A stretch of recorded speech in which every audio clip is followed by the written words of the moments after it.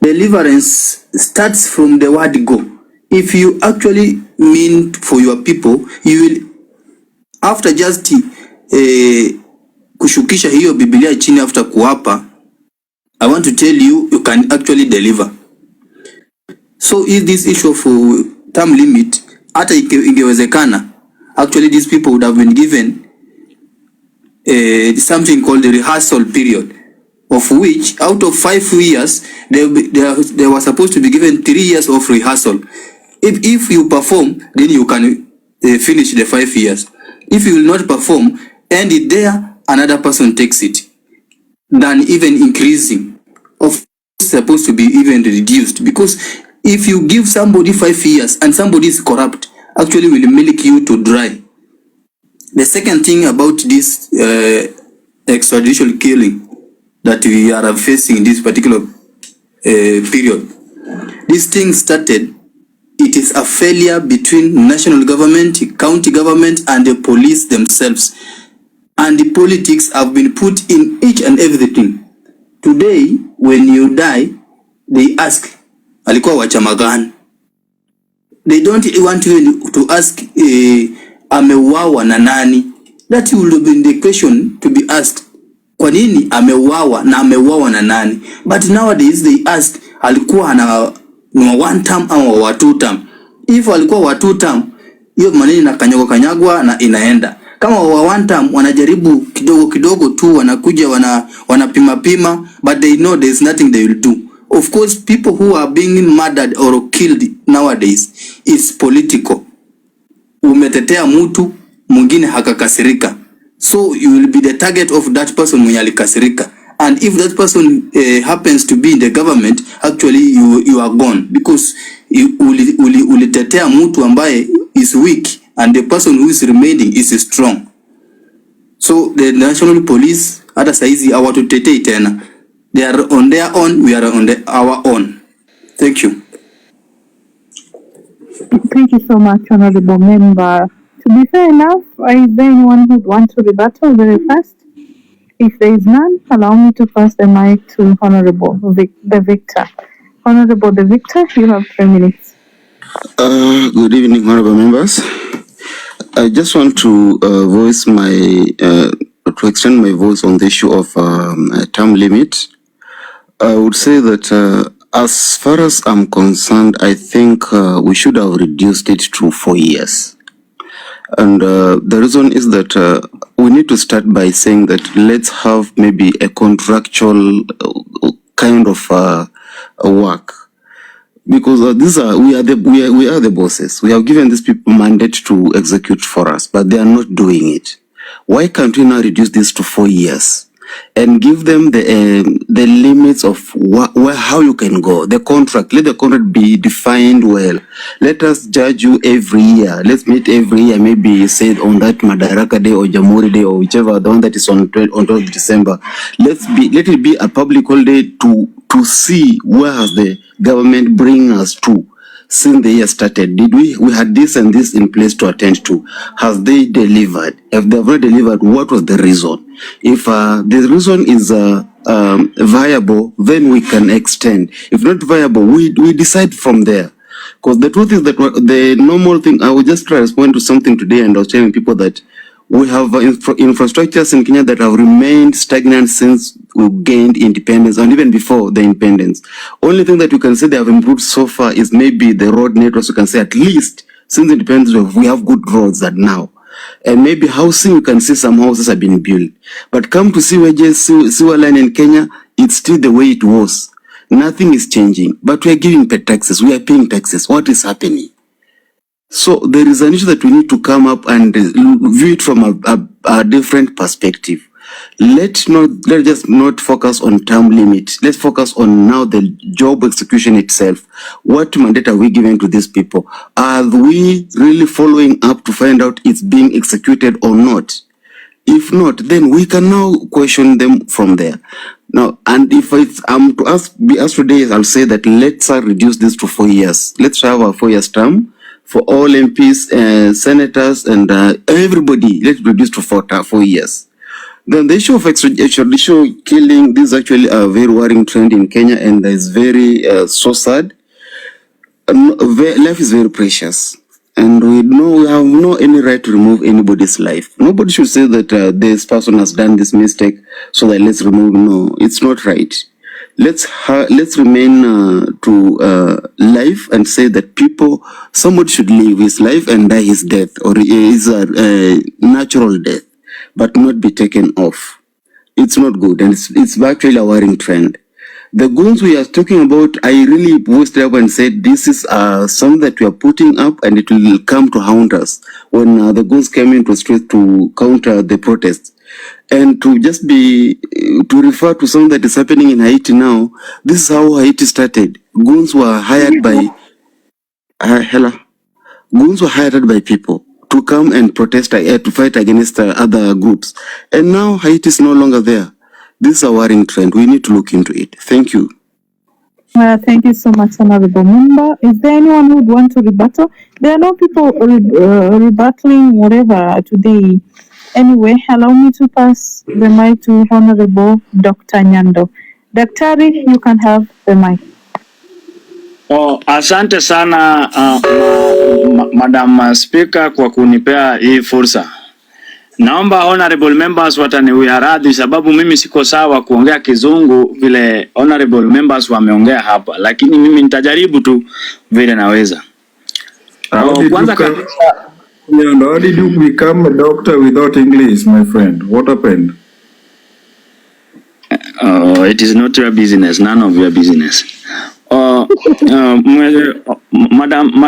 Madam Speaker, kwanza kabisa natuma rambirambi kwa city lawyer, familia ya city lawyer kwa kuwa wamepoteza mtu wao kwa njia mbaya yenye haitakikani ifanyike Kenya yetu.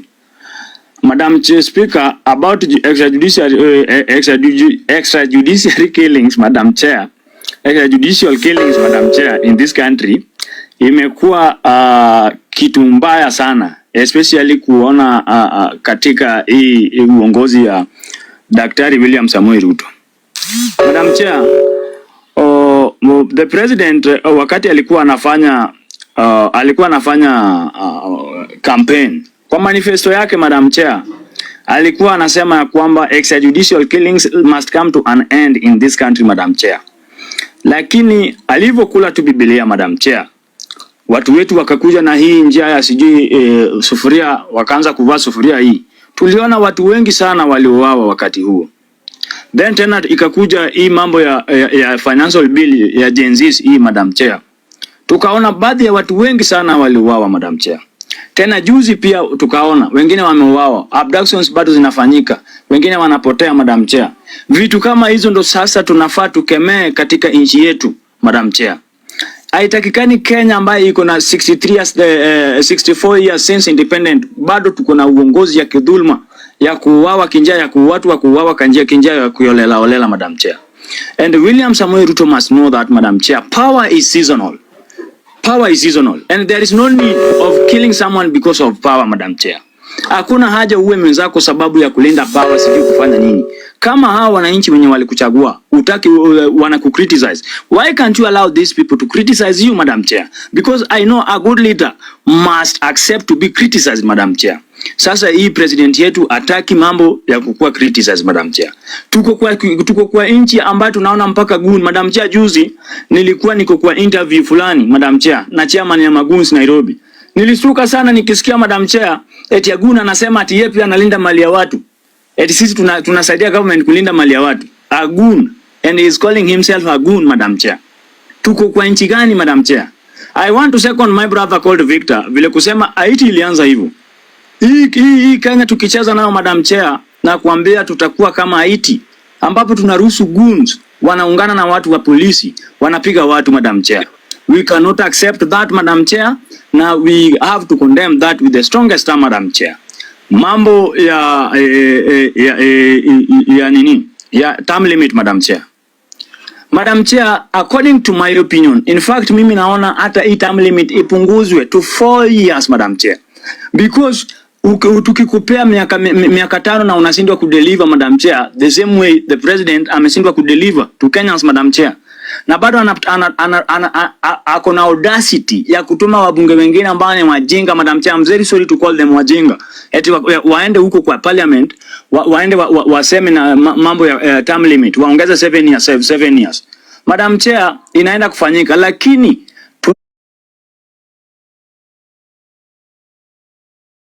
tunataka kitu ambayo inaitwa referendum. We know wabunge watapitisha, but we need a referendum, Madam Chair.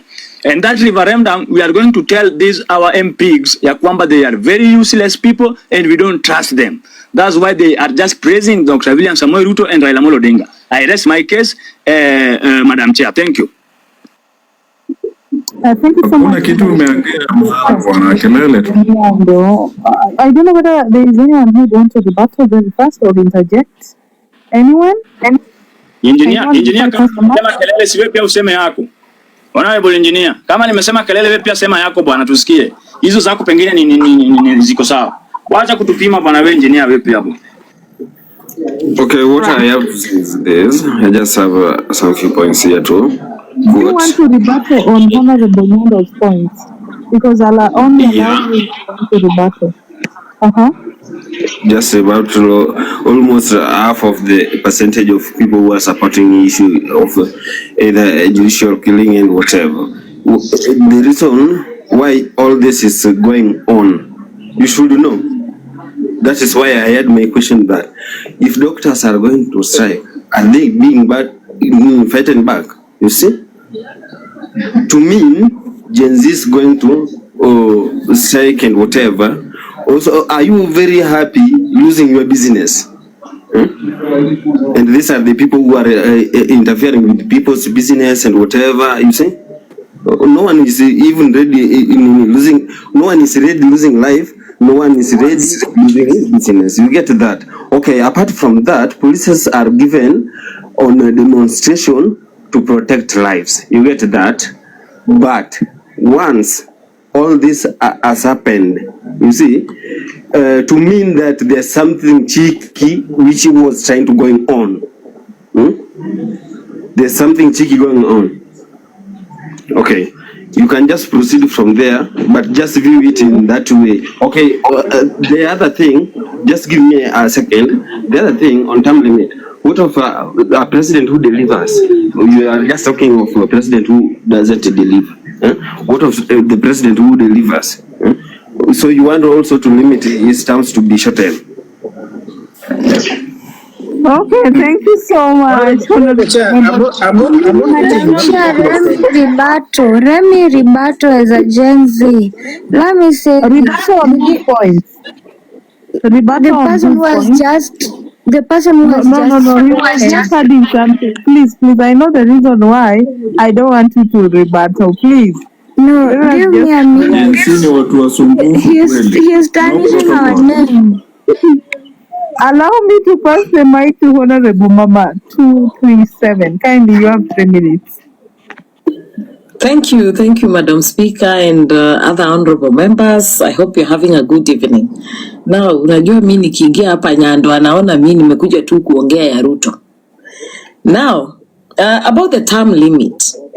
For me, it is not about whether it should be extended or it should be cut short, because it should be about does a leader, the political leadership we have, is it delivering?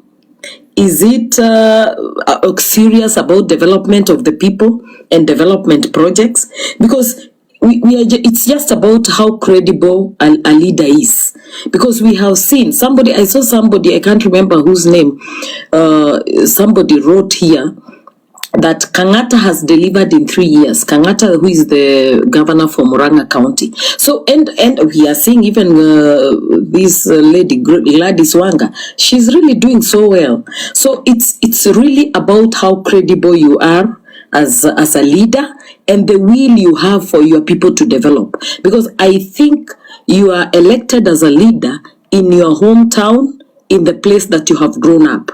So you know where people need development, you know whether it's the roads or it's water or it's security, whatever it is, you know so well because that is where you come from. So it's about your credibility. Whether we increase it or decrease it, we can increase it and have incredible, people who are not even credible, who are not going to deliver. We can decrease it and limit, the development projects for a certain person who would have really done so well. And I think I would also want to see where there is continuity, where leaders are concerned. Because, for example, you'll find a political, an MP today has started a borehole somewhere or a dam, but because the other person who comes in after that, when we are having political intolerance, and because I do not tolerate you politically, I'm using goons to counter you. You know what will happen? Now we are seeing even, I hope you all know that in Gatundu South, all the boarding schools were shut and the children are home because one school went on strike, wanted to burn down the school, and they went and started telling the other students in the other school, if you don't burn it down, we are going to burn it down for you. So now the schools have been closed. But this is a projection of what we are seeing on the streets, what the adults are doing on the streets. When we are using goons to counter our political rivals, what are we saying? Some people have said here, honorable members have said here, Haiti we were started talking about the assassinations that we are seeing. Honorable Mama, we were talking about the assassinations. We'll see.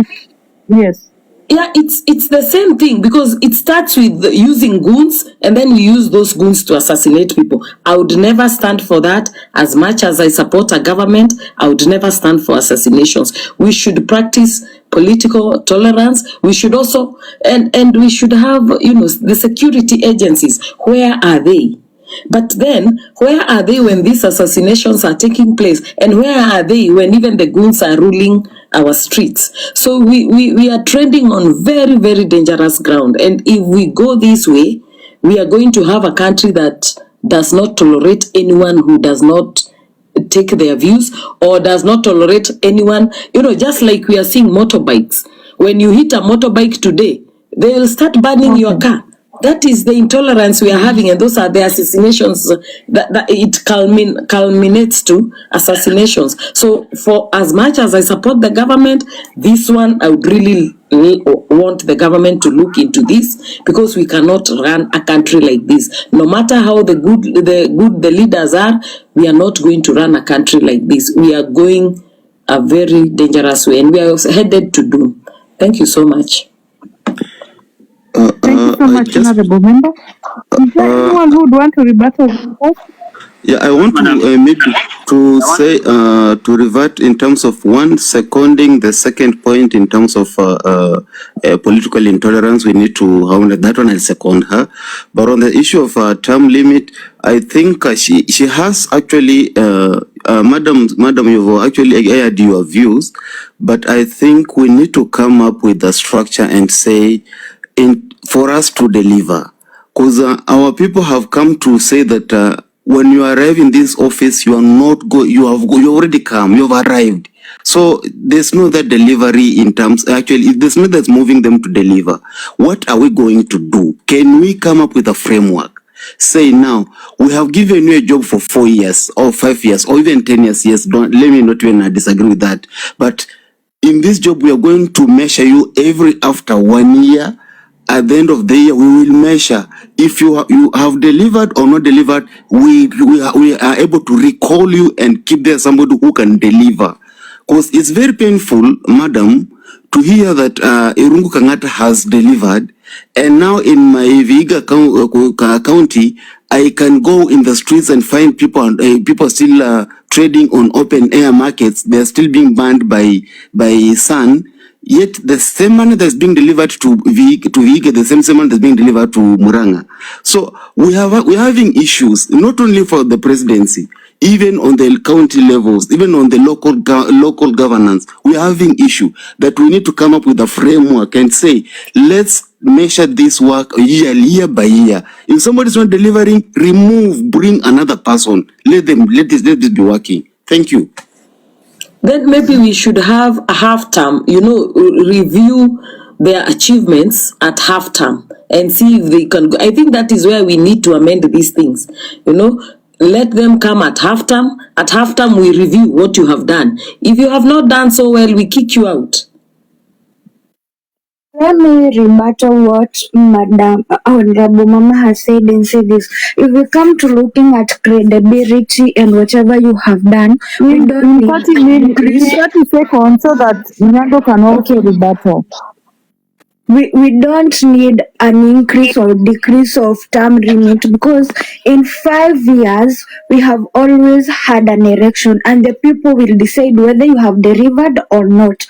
The people are the ones to decide whether you have done anything or not. They will have a chance to elect you or re-elect you. And when we come to the issue of having half terms and recording, the only thing we could just review is the act on recording the members of parliament, governors, and everything. If we review that act, we will be able to have the real issue tabled when it comes to service delivery. But the issue of increasing or decreasing term limit has nothing to do with delivering services. Thank you.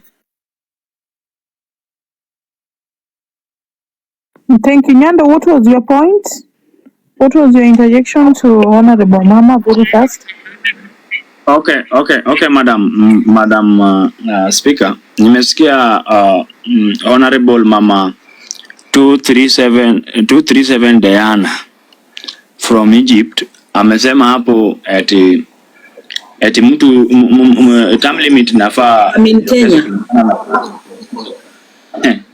Okay. Inafaa iongeze kulingana na kazi yenye mtu anafanya. Madam Chair, unajua I was very shocked kuona my governor Anyang' Nyong'o anaenda kufanya benchmarking Murang'a kwa mtu ambaye amechaguliwa tu juzi kama governor. So hizo mambo ya sijui ndo mtu apewe kazi sijui nini.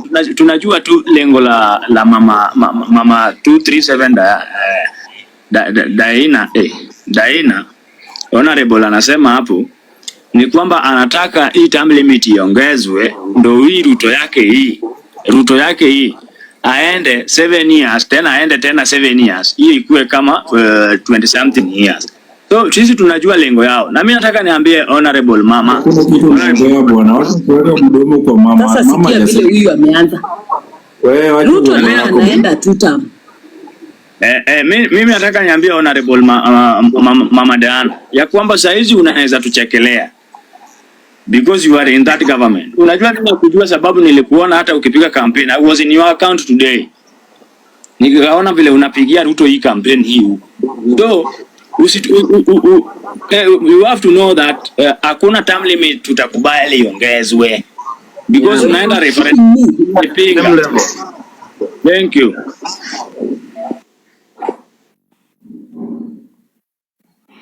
Or nataka wao wawili wa. Thank you for saying nothing. But before I give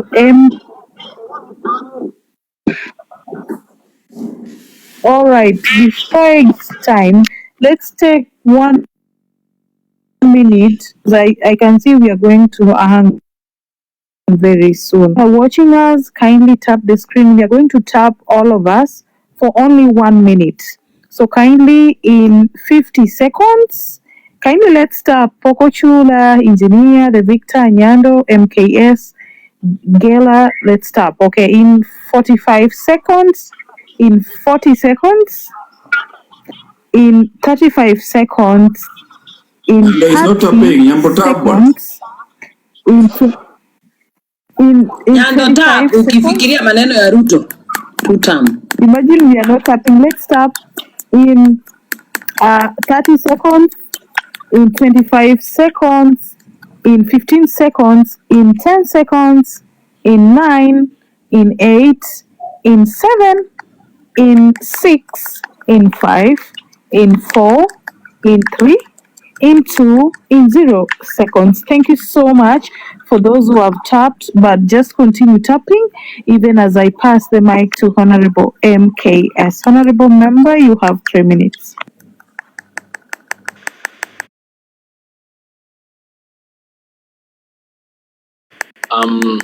Greetings, all of us. So, let me just be quick. Number one, leaders should not be measured by the time they have in leadership. they should be measured by how much they deliver. So term limit, no term limit, doesn't matter. You can be given 10 years, you don't deliver nothing. You can give it 1 year and you deliver so much. Secondly, as it stands now, there is no active bill in parliament that discusses issues about term limits. It was Gerard Gay's bill that was kicked out. What we are dealing with now is a propaganda that we've decided to escalate it and make it a national issue, which is none at this point in time.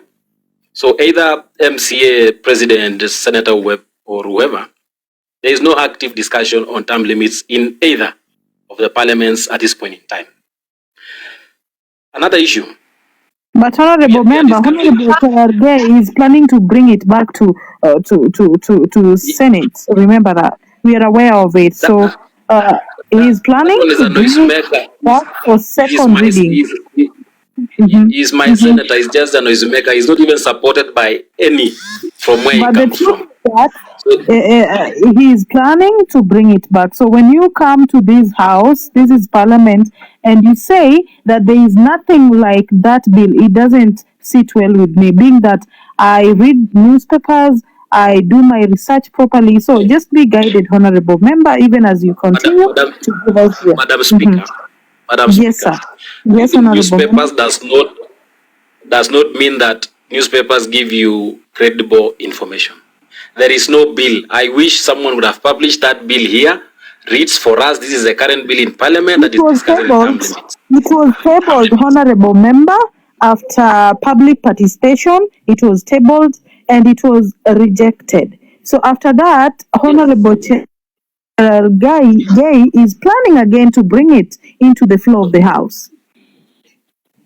I'm telling you, Gerard Gay talks too much. You can carry on. I'm going to give you your 3 minutes. I'm going to add it. 3 minutes.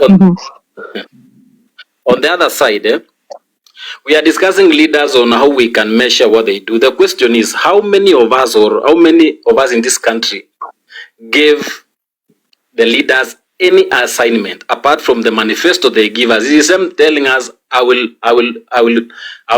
build houses, I will build roads, I'll build schools, I'll do this, I'll do that. So where do we have an opportunity where we say we gave them these specific assignments that you as a mwananchi, you can say critically, I gave you this assignment, you have not done, and you told me you will be doing this by this point in time. So the point is, you don't need to have a specific time to check, either quarter term, mid-term, or whichever. It is you now to pick the manifesto, what they promised you against what you had. So that is the only way you can say, I voted for you because I told you this. It is you voted for them because, or we voted for them because they told us what they're going to do. The question is, what was the specific time frame that these leaders gave us that I will do 1, 2, 3 things? On the other issue of killings, I think we have a mix-up of too many things. Of course, we have personal issues. Someone these days killing is like taking dinner. People, you cause an ad somewhere with someone, you have business chaos somewhere, and someone just decided to kill the other person. And unfortunately, in Kenya these days, for something to trend, Ruto is killing them. The Ruto's government is killing them. It could be even a neighbor. It could be a gentleman, alivuka na bibi ya jirani, na jirani akaamua atamtafuta. We need, maybe the other parties, maybe now as the police investigate, it need to be open so that we know after investigation, this was the issue. The part of the police is that now our police are living under fear, because it seems even the constitution itself that we have does not take care of the police, even when they do what is right. I'm looking at demonstrations. Police are killed, they are maimed, they get injured, and no one, not even these activists we see around, including some of us who are talking here, can even say anything concerning that. So, Honorable Ivy, you can go first, then the Victor, then Honorable Nyando, in that order. You have 30 seconds each. First and foremost, I want to say this. It is very wrong for someone to come here and take the mic and give us misinformation. Secondly, I want to say this, telling us that we are saying the Ruto's government has killed for us to trend. I want to ask you a question. When the president was taking an oath to office, did he promise to provide security for Kenyans? Number two, when President William Ruto was saying that he will end extrajudicial killings and he will ensure that nobody will ever be killed extrajudicially, was he giving this information or was he just speaking to please us, or he was not aware of what he was speaking about? Number three, when you come here and tell us that we are just giving information to trend and that mtu aliua bibi sijui nani and whatever and sijui whoever are dying are not normal Kenyans. Everyone is a Kenyan. We should remember whether he's an MP, a thief or whatever, we are all Kenyans. We are all citizens of Kenya and we deserve security. We deserve to feel safe in this country. So don't come here and give us misinformation. When you say whoever has not delivered, he's been hyped by the media. Why are you not hyping those people who we are saying have not delivered? We have visited those countries and we know what we are saying. And you should keep yourself updated with whatever is happening in the Senate from their website. Thank you. Thank you so much. MKS, just take notes, Honorable MKS, so that you can answer at once. Honorable The Victor, you have 30 seconds. Okay, just maybe to second Madam Ivy there is that truth is that you can't say that media is hyping Kangata. I've been there. Myself, I've been there on a business trip. I've had a lot of conversations with him, and I can even assure you, this is the only governor who uses only his car. He doesn't have even a chase car, to make sure that he's using the resources very well for Murang'a, for the people of Murang'a. You see, we don't say that we don't. I am not saying that we don't. I want the time limit to be reduced because it's good to my ears. I'm saying let the time be reduced so that even if he's delivering, let him deliver well and also go and rest so that somebody else can come and deliver. It's actually so absurd to say that we are not concerned about the police. We are. We know police also our human beings, also our brothers and sisters. We also concerned about the MPs. We also concerned about the normal local Kenyans, common Kenyans. And even if I pass to somebody's wife and somebody is looking to kill me, it's not worthy to take somebody's life. Let life remain to be life. Let's not talk debate on somebody should take somebody's life. Let's not debate on that. Let's let life be life. Thank you. Thank you, Honorable Nyanda. You can carry on so that he can answer at one. Thank you, Madam Chair.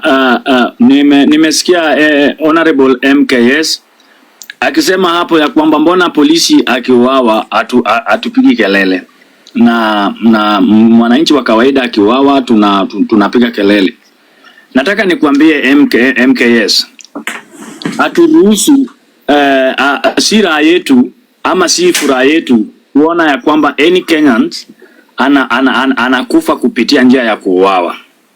Lakini ni kama wewe Honorable MKS hujawahi attend any demonstration in this country. Umewahi ona vile hama polisi wao wana frustrate watu, vile wao wanapiga watu. For example, ule kijana mwenye alipigwa pale alipigwa akiuza mask, ule kijana wa mask alipigwa pale CBD ya Nairobi. Uliona hiyo? Sasa hiyo ulikuwa unataka tu tunyamaze tu tuseme okay, imesafanyika hivyo because hata polisi wanauawa. Ilikuwa hivyo. Na ule mwenye aliua huyo ni polisi. And you have to know that, Honorable MKS, police, they are not police force. They are police service. They have to give us services. For example, naenda kwa maandamano, ananiuliza unaenda wapi mpaka wapi? Unaona? Na ananipeleka mpaka huko mahali naenda. Si eti nikienda huku ananizuia, anataka kunipiga wala kuniua. So mapolisi wetu pia hawajui kazi yao na wajui kwa nini wako pale na wanatumika na viongozi tofauti. You see? So usikuja hapa kusema we have to sympathize with police officers. I cannot sympathize with a police officer because those people they are very ruthless. They are very ruthless. Thank you. Yes, kindly. No. I'll only allow 3 people to rebuttal or interject so that we can move. Huyu Gelas sijui hukumu aongea alafu to open to platform. It would be fair that way. MKS, kindly respond to the 3 honorable members.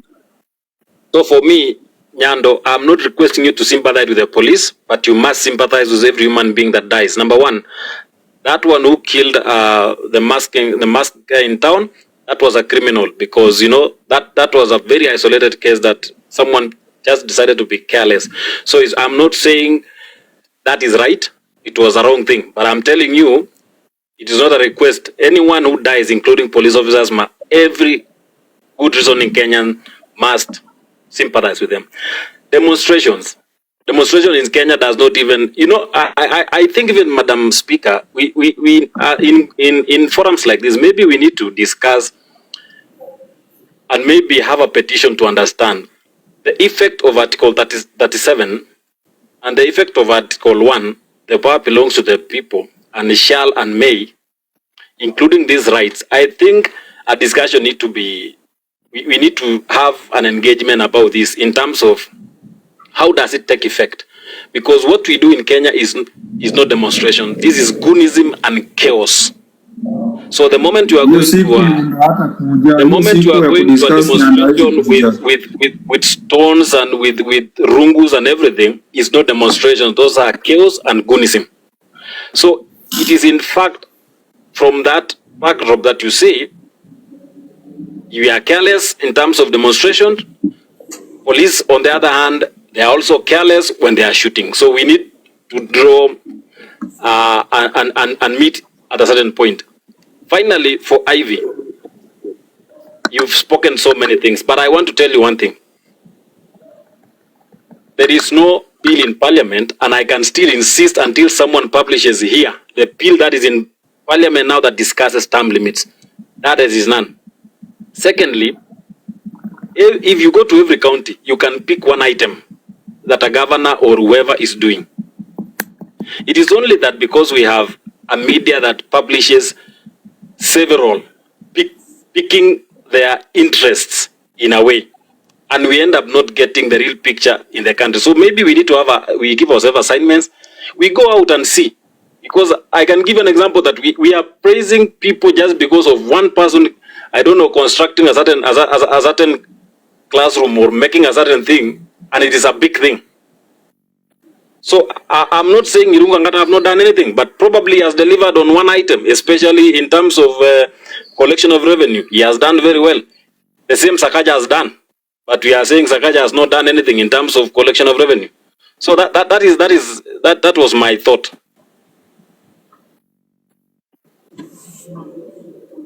All right. Honorable Okumu, you have the mic. Thereafter, the platform will be open.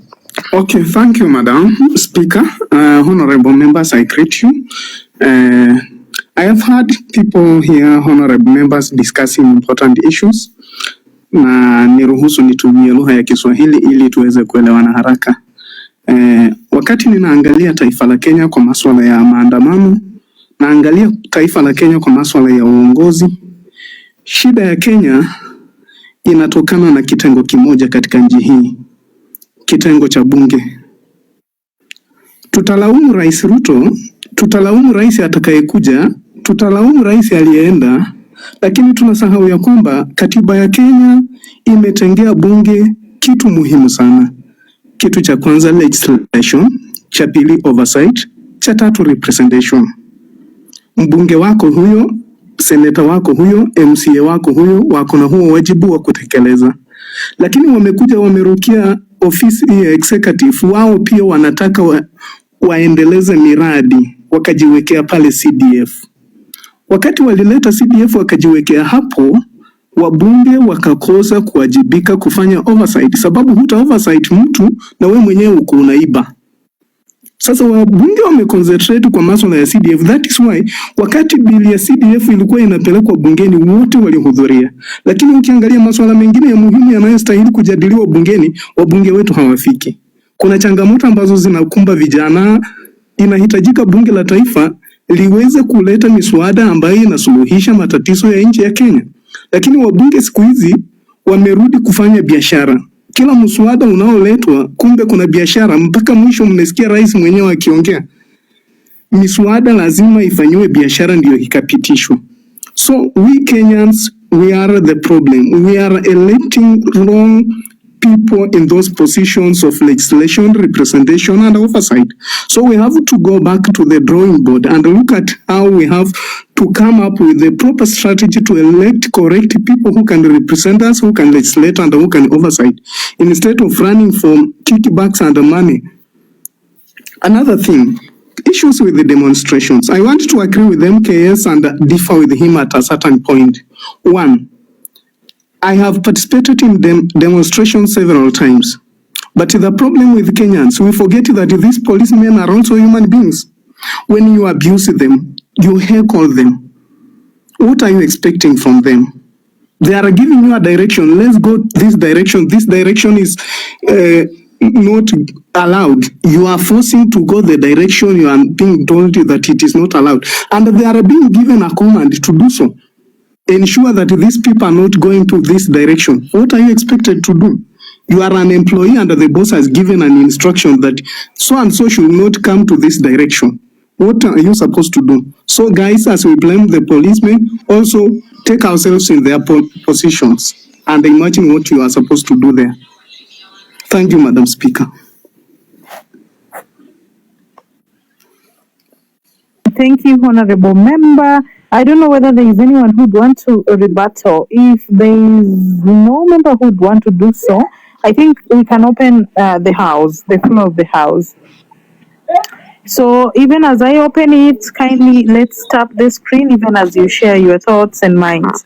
Thank you so much for your time. I beg to retire or rest rather.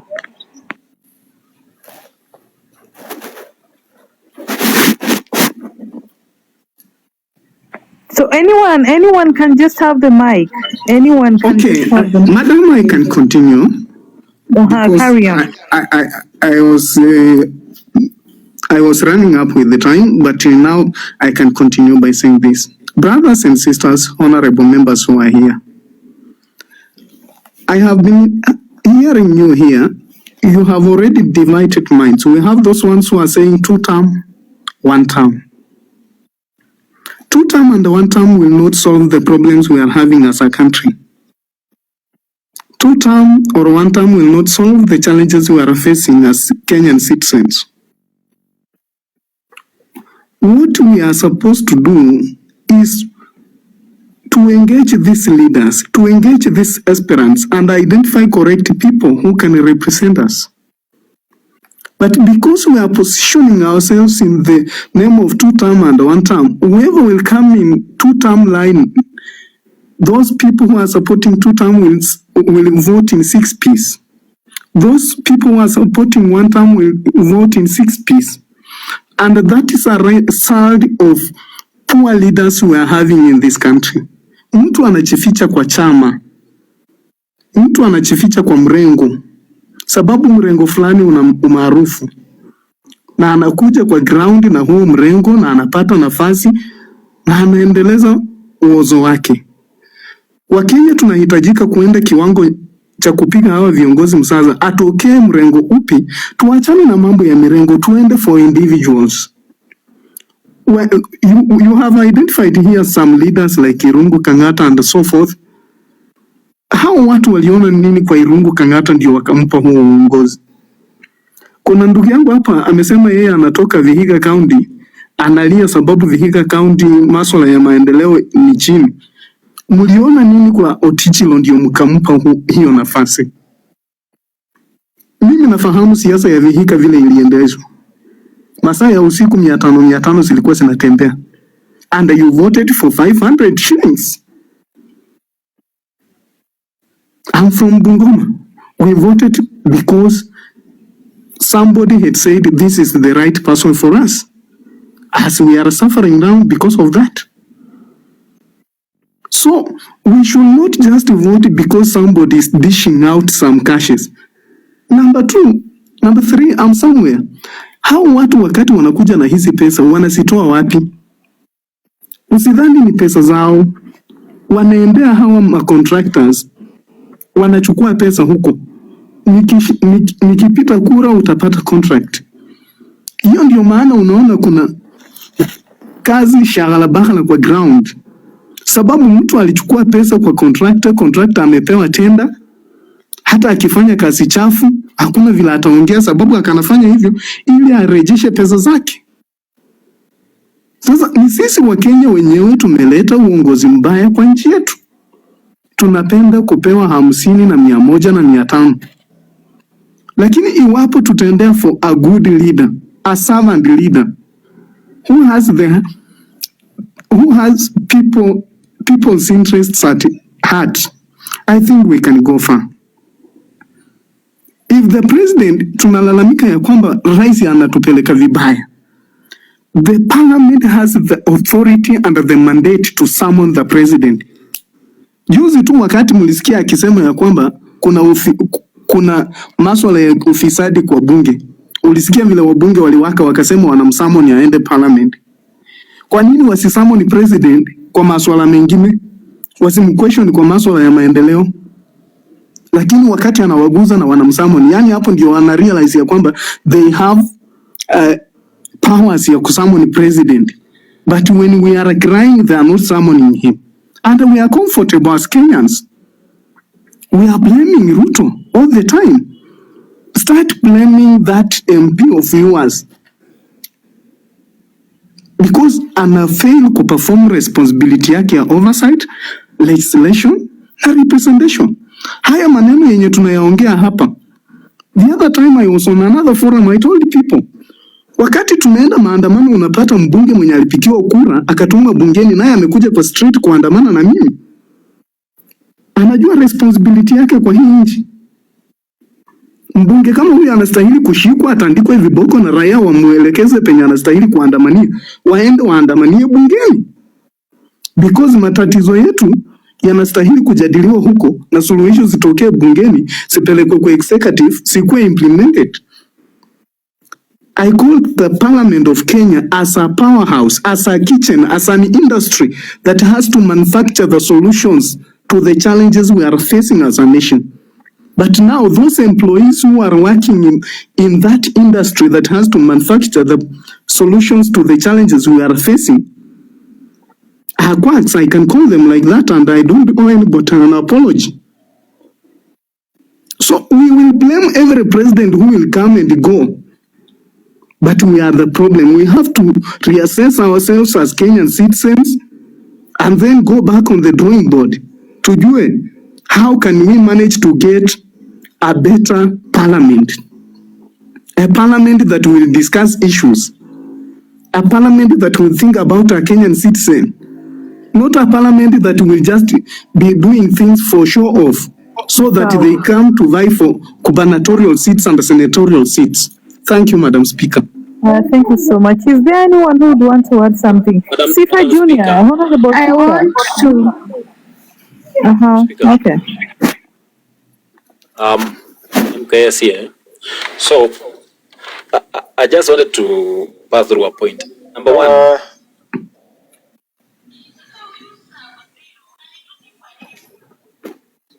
Sorry? So, mine is short, and then maybe Sifa will come in. So, mine is like this.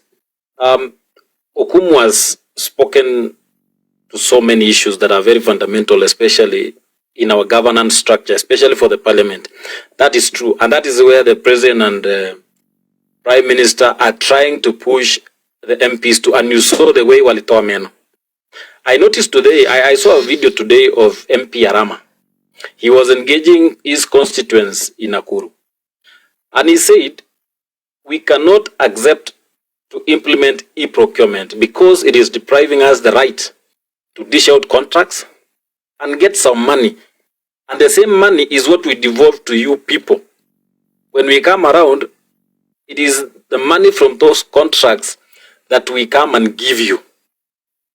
So you see, the problem is bigger than us electing leaders, because in the list of those who have given themselves for elective positions, they are all the same. They are good people. The problem that we need to look at in a country like us is that, let's agree, there is a system of governance, and I'm not saying only in Kenya, but around the world. It is an unseen, what we call deep state in Kenya.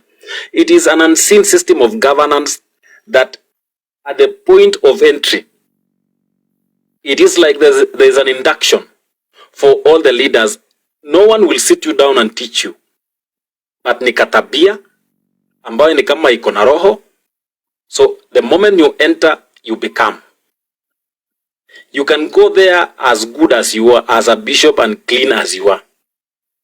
But there is an unseen hand in the system of governance, and it is all over the place. Not only in Kenya, not only in Africa, but in all over the place. So it needs people that, as we talk here, I wish at some point some of you will give in themselves for these elective positions and go and do what you are saying, because many have said they've always wanted to be there. They are there, but they have not done anything that can be admired.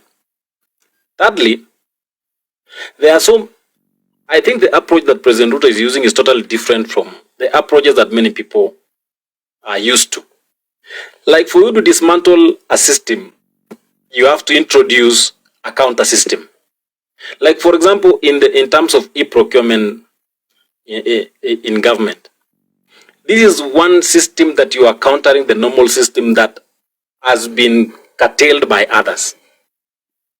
When you look at the issues about SHA, the NHIF system has been taken over by individuals. So you needed a counter system to the existing system for you, at least, even if you don't cut corruption by so many percentage, even if you do by 70, is a good start that anyone else can continue from there. And of course, as Kenyans, when a system comes or a certain, of us as Kenyans bashing it, I think forums like this, people need to sit, discuss the merits and demerits, share ideas, and then we see it is for us, it is for Kenya, it is for all of us. How can we make it work for us? It is not SHA or any other system. E-procurement, e-citizen is not Ruto's. He is leaving. Ruto will not be present forever. But we as Kenyans, all of us, will be here forever. Until we die, of course. But the thing is, should we bash some efforts that leaders are trying to put in place, some measures to counter an existing system that ilishinda so many other people for the last 60 years, kuikosoa, kuikata na kuitoa? If someone comes and say, can we try a new way of doing things and see if this one can work? What we need to do as Kenyans is, not because it is Ruto's idea, it is bad. Me, I support Ruto.